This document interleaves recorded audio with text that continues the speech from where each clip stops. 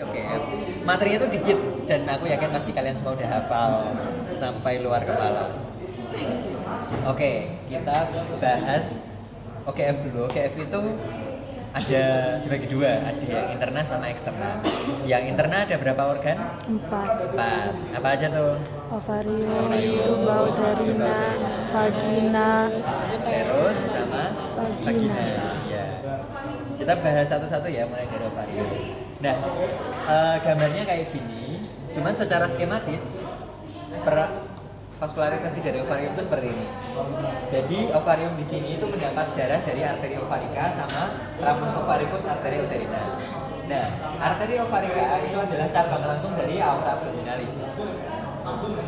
Dari jantung, kemudian lanjut ke arcus aorta, lalu aorta thoracica dan aorta abdominalis. Ini aorta abdominalis. Itu ternyata dia punya banyak cabang aorta abdominalis.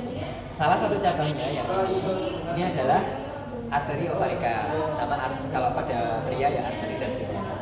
Nah, ini arteri ovarika ya, selevel L2.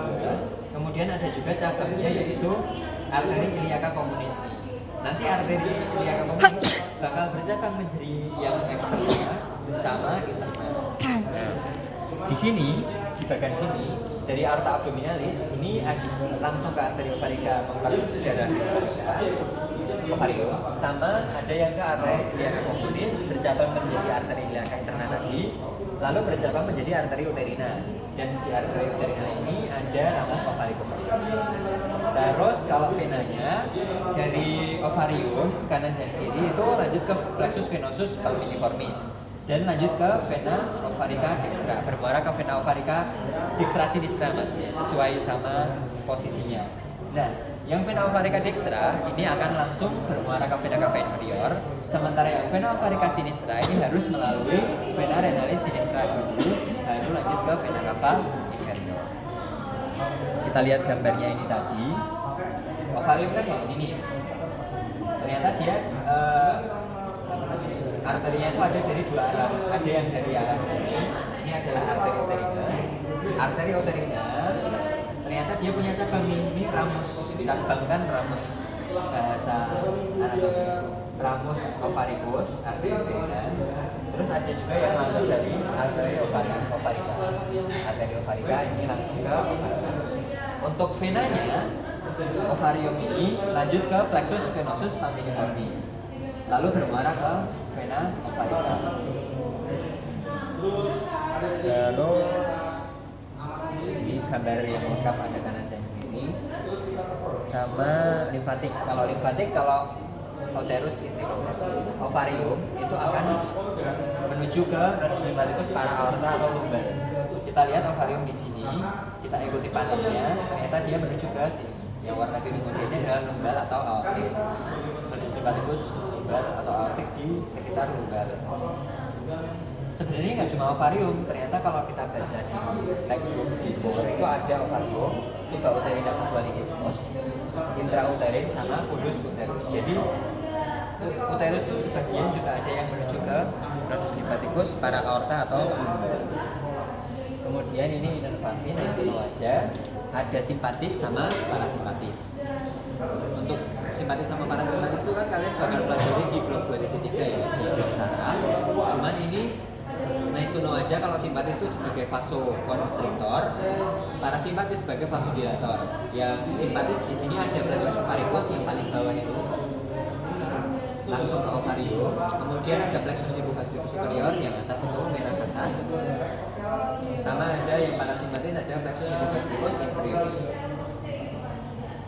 Oke, kita lanjutkan ke ini, nggak usah ke tuba uterina. Kalau tuba uterina gambarnya masih sama. Tuba uterina itu yang ini ya. Kita lihat secara skematis dulu. Di sini tuba uterina itu vaskularisasinya dapat dari organ di sekitarnya, yaitu ovarium dan uterus. Yang sepertiga lateral mendapat vaskularisasi dari arteri ovarika, sementara yang 2/3 medial mendapat vaskularisasi dari arteri uterina. Kemudian untuk venanya, yang sepertiga lateral menuju ke plexus venosus palminiformis bermuara ke vena ovarika, dan yang 2/3 medial menuju ke plexus uterina bermuara ke vena uterina. gambarnya ini dari tuba uterina yang ini kita lihat arterinya dia yang ini tuh langsung 2/3 medial ini langsung dari arteri uterina. Sementara yang sepertiga lateral di sini berasal dari arteri ovarikae. Untuk venanya sama juga, yang 2/3 medial di sini menuju ke vena uterina, sementara yang sepertiga lateral di sini menuju ke vena ovaricus. Terus untuk limfatiknya masih sama, kita tadi sudah lihat ya bahwa tuba uterina itu juga menuju ke nodus limfaticus lumbalis atau para aorta. Kemudian inervasinya yang simpatis ada nervus hipogastricus, yang parasimpatis ada nervus vagus sama splanchnici pelvici. Kita lanjut ke uterus. Uterus tuh limfatiknya sama juga ya. Tadi kita lihat ada nodus limfaticus lumbalis sama ada nodus limfaticus iliacili. Vaskularisasinya kita lihat di bagian nanti. Cuman di sini inervasinya untuk simpatisnya untuk kontraksi uterus, sementara parasimpatisnya untuk vasodilator. Yang kontraksi uterus itu dengan plexus uterovaginalis, sementara yang parasimpatis dengan nervus planici pelvici. Terus uterus kan yang ini, kita lihat ya vaskularisasinya. Dia arterinya cuma berasal dari arteri uterina aja, cabang dari yang interna, yang abdominis dan aorta abdominalis. Kemudian bermuaranya ke vena uterina dan vena ovarica, yang nanti pada akhirnya bermuara ke vena cava inferior. Kenapa kok bisa sampai ke vena ovarica?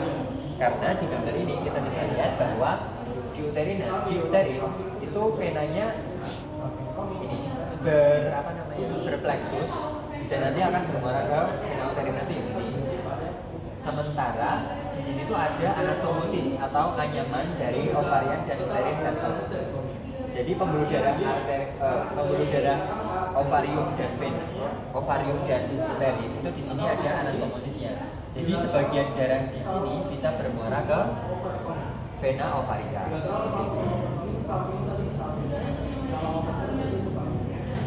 Cukup jelas ya untuk uterus. Lanjut ke vagina. Kalau vagina lokasinya kan yang ini. Kita lihat dari gambarnya langsung.